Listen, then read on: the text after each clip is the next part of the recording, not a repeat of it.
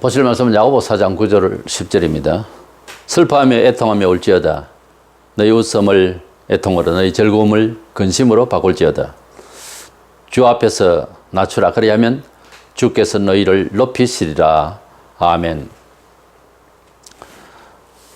적극적 사고방식이라는 게 70년대부터 시작해서 조영기 목사로부터 특별히 복음을 대신해서 믿음을 대신해서 교회에서 사용되어지고 그 적극적 사고방식이라는 걸 통해서 믿음을 이해하게 된 것입니다. 이래서 전 한국교회가 그렇게 물들게 되었고, 우리가 얼른 와닿지 않는 말씀이지만 진리대로 산다고 하는 것은 그것이 아닌데, 진리대로 사는 것은 우리의 정신적 기술이 아닙니다. 우리가 안 믿어지고 아직 경험하지 못한 부분입니다. 이 말씀대로 살면 깨우쳐지고, 이 말씀을 믿고 살면 구원이 있는 하나님의 계시의 음성이에요. 계시는 아시다시피 사람의 생각이 아니고 신의 음성입니다. 그래서 하나님께서 보여주시고 하나님께서 깨우치게 하여 주시 아니하시면 예수도 구주인지도 모릅니다. 성경이 진리인지 모릅니다. 그것을 믿고 의지하려고 하는 것은 하나님의 계시와 특별 은총이 있어야 되는 거예요. 그것도 하고 적극적 사고 방식이라는 거하고는 다릅니다. 가령 낭만주의로 살겠다 하는 사람, 나는 실용주의로 살겠다. 그건 사고의 차이예요. 그것이 믿음이냐 생각하면 안 됩니다. 믿음을 이해하는 도구가 아니에요. 그런데 로버트 H. 슐레라는 사람이 70년대에 아주 적극적 사고방식을 알아서 풍미했는데 교회도 아주 부흥이 엄청 됐죠. 근데 거기에 이제 영향을 입은 사람이 릭 웰이라든지 또는 빌 하이벨스, 최근에 조엘 오스틴 있는 사람들인데, 슐레는 결국은 망해서 교회당도 가톨릭에 팔아먹고 파산된 거죠. 적극적 사고방식으로 끝까지 가야 되는데 왜 그렇죠? 이래서 우리는 적극적 사고방식은 무슨 삶의 만능이고 진리인가 생각하는 것은 크게 반성되어져야 될 것입니다. 아닙니다. 그것은. 그래서 성경에 있는 기뻐하라 즐거워하라는 그런 내용하고 많이 다른 얘기입니다. 우리는 성경에서 보면 긍정주의적으로 산다는 그런 개념하고 다르게 오히려 우리가 웃고 우리가 기뻐하고 낙관적으로 살고 하는 것을 돌이켜 회개하고 애통하고 너희 웃음을 애통으로 이렇게 말하고 있잖아요. 적극적 사고방식 긍정주의자들이 이 구절은 어떻게 해석하죠? 그래서 웃음 철학이니 웃음은 포기하여 다 그 거짓말입니다. 잠시 잠깐 웃으면 뭐가 좀 밝게 보이고 세상이 그렇지만 세상이 어디 그렇게 다들 사나요? 사라지나요? 그것은 아닙니다. 진리대로 살면 우울합니까? 하나님께서 역사하시면은 세상의 어떤 방식을 완전 초월합니다. 이래서 신자의 삶의 처세술은 하나님께 애통하는 것입니다.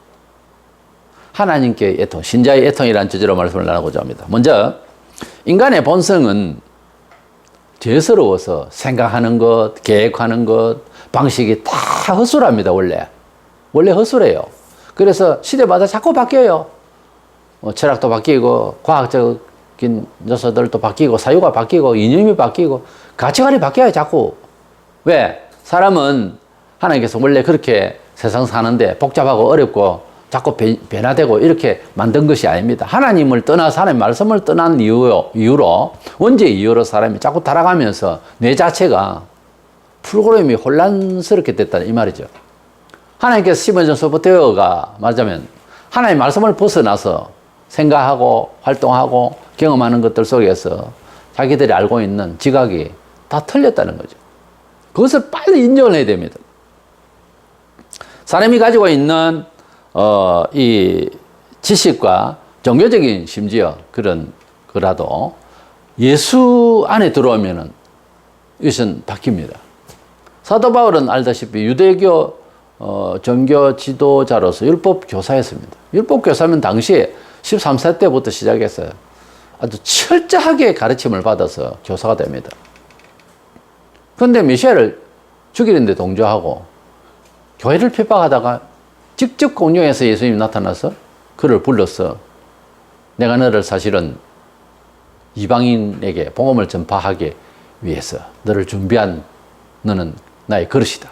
복음의 그릇이다. 이렇게 그를 불러주신 거죠. 아주 특별 케이스입니다만은. 제자들 12이 3년 동안 가르침하고는 좀 다릅니다. 그런데 신약의 절반을 그가 썼어요. 왜 그랬냐면은 너무도 열정적이고 유대 율법주의에 빠져있던 선생이 예수를 만나니까 완전히 바뀌는 거예요. 사람이 가진 것이 없어도 하나님께서 영향 주시면 일을 합니다. 그러나 하나님께서는 사람을 사용하실 때 준비된 사람에게 기회를 부여하시지, 게으름 피우고 아무것도 없고 가진 것도 없고 배운 것도 없고 경험도 적고 기능도 약하고 연습도 없는 사람에게 갑자기 모세같이 만든다. 그건 말이 안 되는 거예요.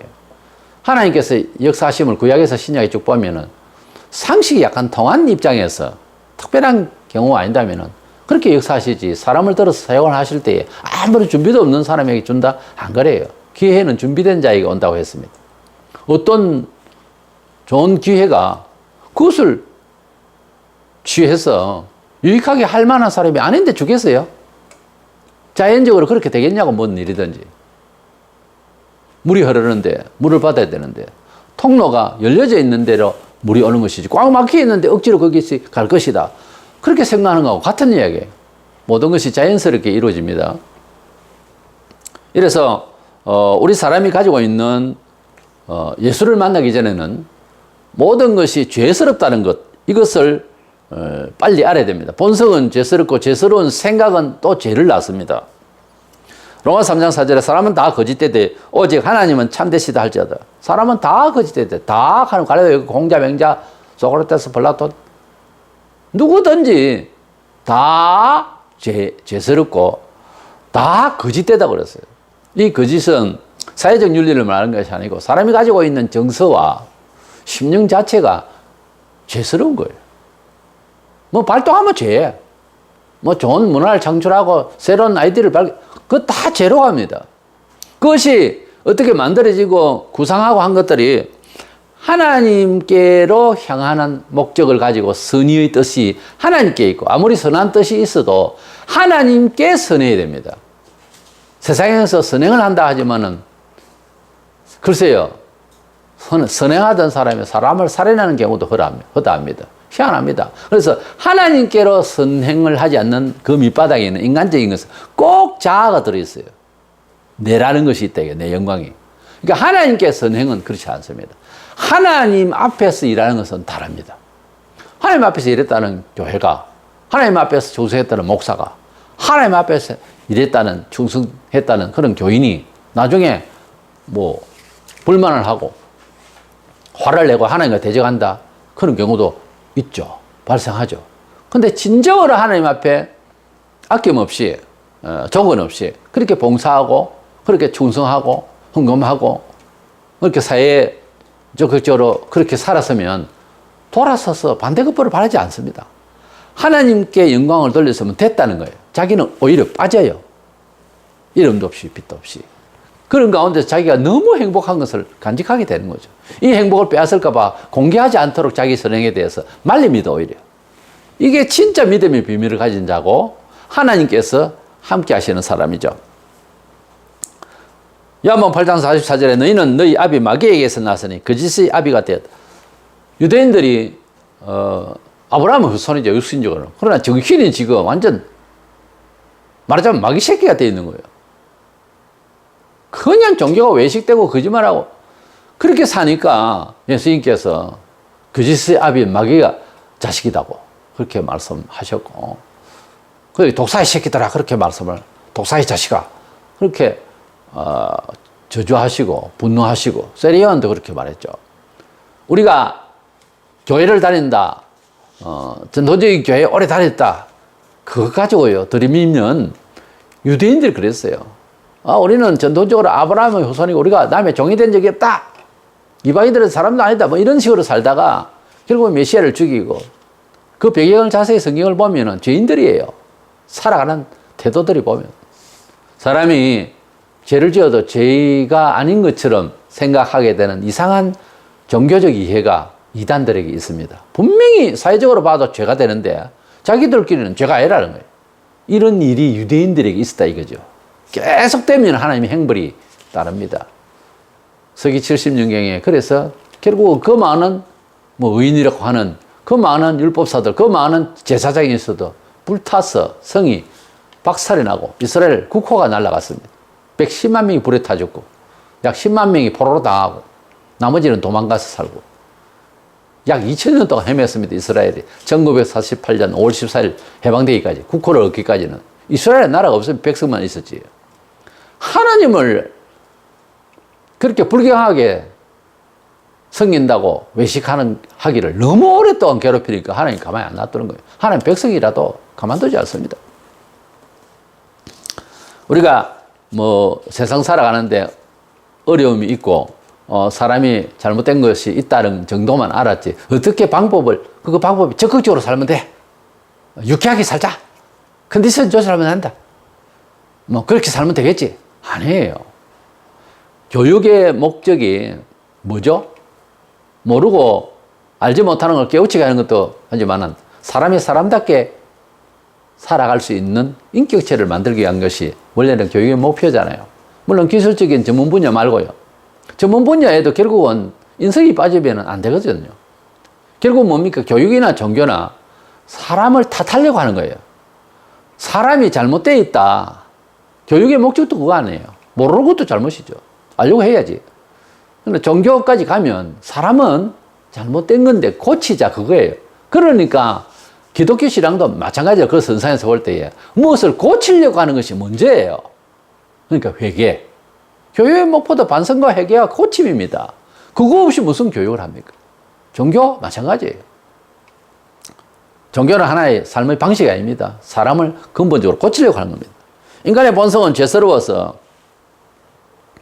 절제가 필요하지. 우리가 가지고 있는 경험과 무슨 적극적 사고 방치기니 뭐니 잔머리를 돌리고 심리 철학을 동원하고 그렇게 살려고 하는 것이 잘못된 거예요. 사람이 하나님 없이 살아가는 모든 공산주의 사상도 그렇지만 모든 사상과 인연과 가치관과 방법들이 하나님 앞에 기도하고 하나님하고 관계없는 사람이 발명해내고 추구하고 이렇게 이슈화 되는 것들에 대해서는 관심을 끊으세요.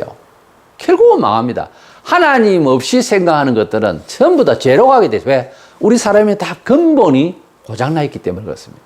하나님을 떠나 있는 상황에서는 안 된다는 거지. 마가복음 1장 15절에 회개하고 복음을 믿으라. 그래서 우리는 하나님을 믿는 것, 또 성경을 믿는 것조차도 회개가 선행되어야 된다는 거예요. 회개는 돌이킴이요 하나님께 마음을 바꾸는 것입니다. 도덕적인 양심을 불러일으켜서 사회적인 범죄가 있으면 회개하고 갚을 것은 갚아야 됩니다. 그게 진정한 회개입니다. 이래서 회개하고 하나님 믿고 산다든지 해야지. 회개도 안 하고 남 때려놓고 맞았으면 기억하는데 난 잊어버리고 그렇게 하나님을 믿는다. 날 속죄하기 예수가 죽었다니 나 믿어야지. 그건 아니에요. 양심을 같이 움직여야 됩니다. 그래서 인간의 본성은 근본적으로 죄성이 있고 그래서 교육을 한다 할 때는 반성케 하기 위함입니다. 무엇이 잘못됐다. 이렇게 제대로 살자. 그러니까 잘못된 것을 교정하는 게 교육의 목적이라는 게 어떻게 보면. 안 그러면 내버려 놔두면은 계속해서 원죄와 자본죄로 사람이 무인도에 사람을 어릴 때부터 키워보세요. 죄 없이 자랄 것 같이요. 안 돼요. 자라면서 죄성이 자꾸 나오게 돼 있어요. 성악설이죠. 사람이 근본적으로 악을 가지고 나온다니까요. 그걸 고치고 누르고 교정하는 것이 교육의 목적이고 종교의 목적이라고 해도 과언이 아니죠. 그래서 우리가 가지고 있는 지능과 우리가 가지고 있는 감성, 우리가 가지고 있는 이런 이성적인 철학, 모든 가지 연구들이 절제가 필요해요. 반성이 필요하고 교정이 필요해요. 그것이 먼저 선행이 되어야 되는 것입니다. 그래 안 되고 적극적으로 살아보자. 그건 불신자들도 하는 소리고 오히려 자기들한테 더 좋죠. 그건 교회에서 그러면 하면 안 되지. 교회에서 적극적으로 살아보자. 이렇게 할 것이 아니고 자기를 부정하자. 이렇게 되는 거예요. 그게 오히려 더 거꾸로 가고 있는 겁니다. 두 번째 생각하는 것은 성도가 승리하는 것은 우리 사람이 가지고 있는 본성이 얼마나 죄스럽고 잘못됐다는 것을 유대 철학가요 종교 지도자로서 율법 교사로서도 예수 만나서 회개하니까 바울이 철저히 나는 정말 못난 놈이고 나는 정말 먼지 같은 놈이고 나는 정말 안 된다고 나는 죄가 많다고 아주 솔직하게 로마서 7장에 보면 그렇게 자기를 반성해요. 사람이 가지고 있는 철학, 종교와 모든 것들이 하나님 없이 예수 없이는 안 된다는 거예요. 근데 우리가 하나님 앞에서 승리하기 위해서 생각을 해 그것을 처세라고 하기도 하고 인생관이라고도 하고 철학이라고도 하죠. 근데 이것은 성경에서 볼 때에 잘 되기 위해서는요, 애통을 많이 해야 됩니다. 육신의 모든 사유와 감성과 문화적인 조건이 나를 지킬 것 같아도 그렇지 않다는 것을 나이 60대 전후만 돼도 허무하다는 것을 알게 될 겁니다. 인생이 일구어는 모든 일들이 하나님께로 향하지 않은 것은 다 무로 돌아갑니다. 우리는 하나님 앞에서 이 육신적인 생각들, 가치관, 이념, 사상, 그런 감성까지도 영적으로 가치 있는지, 하나님 말씀대로 영적으로 가치가 있는지 돌이켜봐야 되고, 그렇게 되려면 참된 가치를 발견해야 되는데 그 과정에 있어서 애통이라는 게 필요하다는 거죠. 한국교회는 하나님을 참 잘 믿던 시절이라면 일제 때 오히려 순교자들이 많이 나오고, 그럴 때 제대로 믿음이 무엇이라는 것을 정의를 내릴 수가 있습니다. 믿음은 뭐냐? 예수를 가장 사랑하다가 죽는 거예요. 많은 일을 해놓고 아니에요. 성경 계시록 2장 3장에 당시에 아시아에 많은 교회들이 있었는데 7교회를 선택하시고, 교회 이름 앞자리만 따면 에스보드, 사빌라, 라오디게아까지 보면 에베소 교회 굉장히 부흥했어요. 그러나 주님이 그 부흥했다고 춤출 일이 아니고 첫사랑, 첫 믿음이 없어져서 빨리 회복해라. 굉장히 냉정한 편이죠. 어떻게 보면. 종교적 부흥이 그렇게 중요한 것이 아니고 하나님 앞에 참된 믿음을 가진다냐, 그게 중요한 거예요. 우리나라는 70년대 로버트 H. 슐러 적극적 사고방식을 도입한 조영기 목사 때문에 완전히 물질주의 신앙으로 덮어놔 버렸어요. 지금 수십 년째 지금 계속 가고 있습니다. 그러나 우리는 그 믿음을 성경적인 믿음의 해석이라고 보지 않습니다. 아무리 성경을 갖다 붙이고 해도 엄연히 그것은 슐러의 적극적 사고 방식이지 믿음이라는 것은 아닙니다. 성경에 있는 믿으라, 믿음 이런 용어를 다른 형용사를 갖다 붙일 일이 없어요. 그대로 읽어야 돼요. 하나님의 말씀을 믿으라 하면 그저 믿는 거지. 그게 어떤 식으로 믿으라. 글쎄요, 많은 설명이 필요할 거예요. 저도 주석을 여러 권 쓰고 했지만은 나중에 알고 보면요, 성경을 그냥 읽다가 이해를 해야 되고요, 성경만 봐야 돼요. 결국은. 물론 그전에는 설명이 좀 필요하지만은 사람의 심령이라고 하는 것이 말이 많으면 안 됩니다. 하나님 말씀 앞에 그냥 이해해야 됩니다. 그러면 믿어지고 깨달아져요. 연구한다고, 무슨 비평을 한다고, 음문 해석을 하고, 오만 작동을 다 해도 안 믿어집니다. 그럴수록 하나님 말씀은 믿고, 성경이 잘못된 번역이 몇 군데 있어요. 웬만하면 하나님께서 피하게 하십니다. 평신도로서는 큰 걱정 안 했대요. 예수님을 잘 믿으려면 사복음서 잘 읽고 항상 내 귀에 들리고 울림이 있어야 되고, 그 말씀이 내 양심을 건드려야 되고 내 창자에 채워지면 잘 믿은 겁니다. 잘 믿어져요. 복잡하지 않습니다. 본문 구절에 슬퍼하며 애통하며 울지어다. 나의 웃음을 애통으로, 너의 웃음을 애통으로, 너의 즐거움을 근심으로 바꿀지어다. 이렇게 적극적 사고방식으로 살아라고들 하는데, 애통하라. 너의 즐거움을 애통하라. 긍정적 사고방식주의자들은 이걸 어떻게 해석하죠? 그러니까 성경은 사람을 근본적으로 하나님 앞에 구부리기를 원합니다. 하나님을 만난 사람, 하나님과 동행한 사람은 신구약 전부 다 보면 다 쓰러졌어요. 하나님 앞에. 구부려야 됩니다. 성경에서 말하는 겸손은 유교 사상에 인간 사이에서의 그런 겸양스런, 나쁘게 말하면 가식이에요. 사실 가식하잖아요. 나중에는 진심이 없어지고.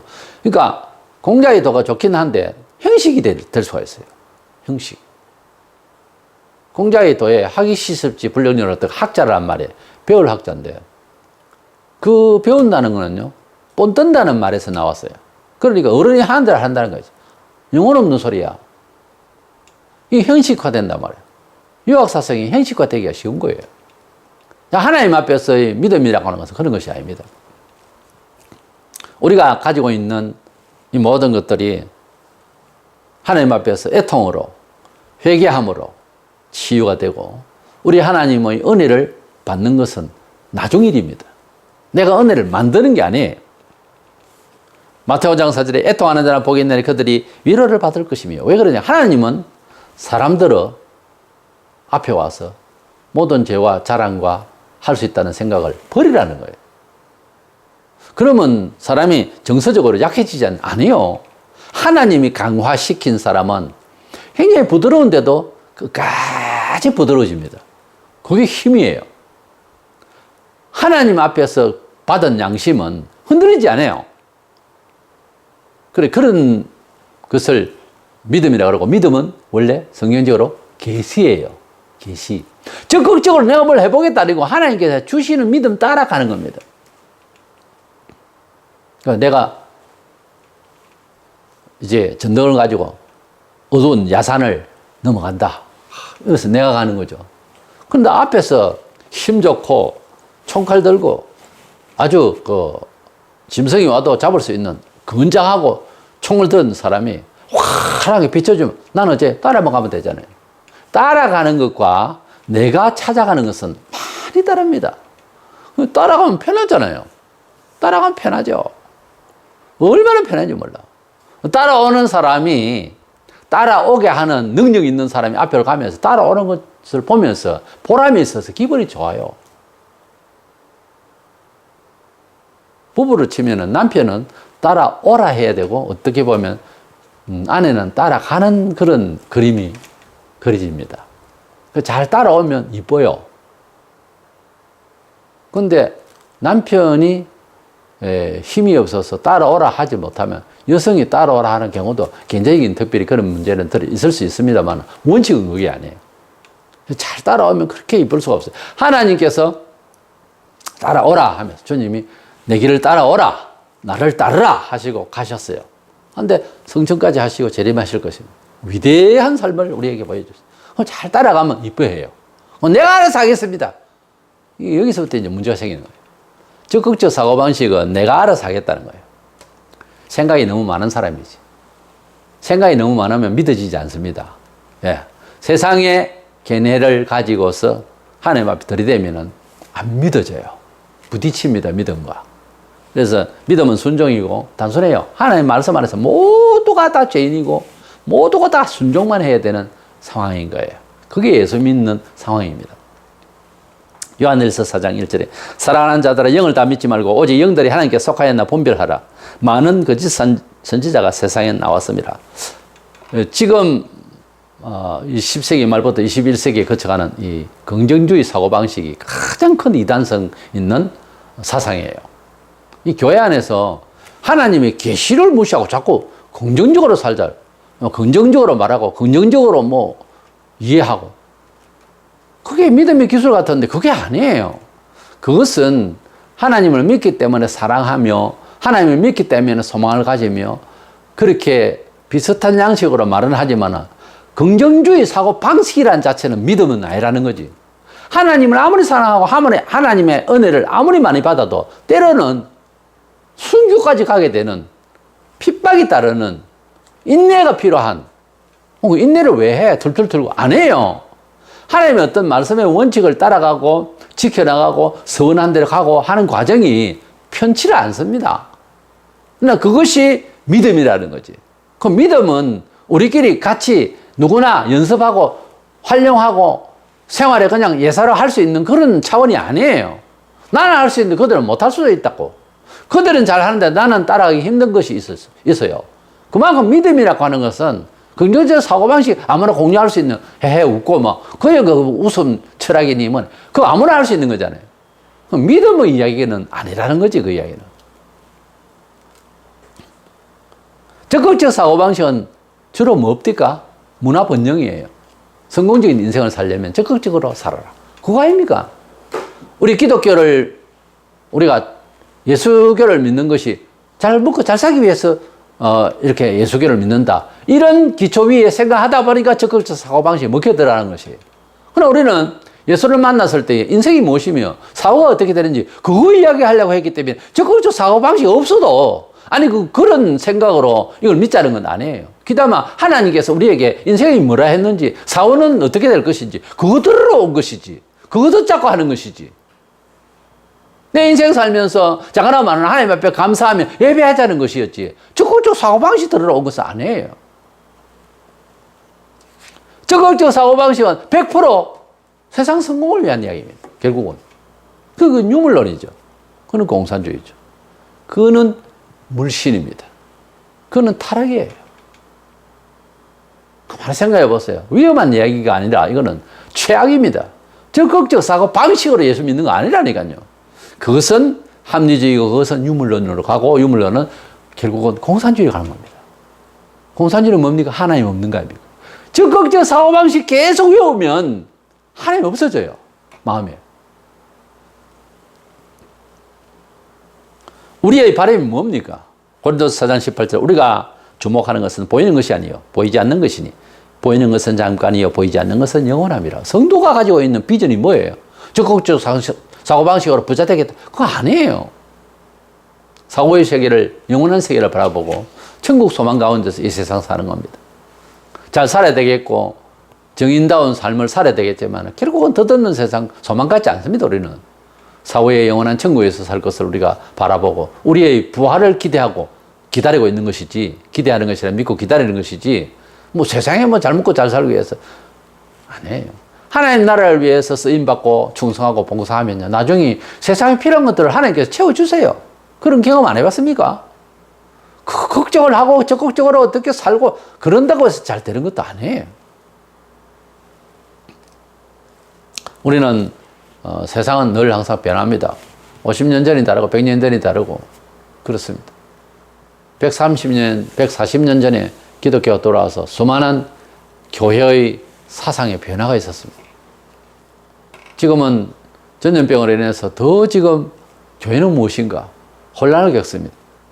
우리는 어떤 상황을 만났든지 하나님을 아버지로 모시고 하나님께 우리의 삶을 감사하면서 기도하고 연약해지면 또 마귀가 시험을 하든지 하나님 나를 트레이닝을 하는가 생각하고 흔들지 말고 주여 주여 하면 또 따라가고 그렇게 살다 보면 좋은 날도 오고 어려운 날도 옵니다. 그러나 하나님 나라에 대한 소망을 끊이지 아니하고 하나님과 동행하는 삶이 진정으로 우리 생활 속에서 굳게 나갈 때 그걸 실현하려고 해요. 뭐 잘 되면 그냥 믿고 못 되면 말고 그 적극적 사고방식 합리주의란 말이에요. 그래서 우리 한국 교회가 지금 이제 두 가지로 적극적 사고방식하고 신비주의가 아직도 옛날부터 지금 넉넉 잡고 한 40년 이상을 지금 괴롭히고 있어요. 그래서 우리나라의 사람들이 정서도 종교적 정서도 보면 약간 미신적인 게 있어요. 엑스타시한 것을 또는 뭐 신비적인 것에 매료되고 좀 한국인들이 보면 신비적이에요.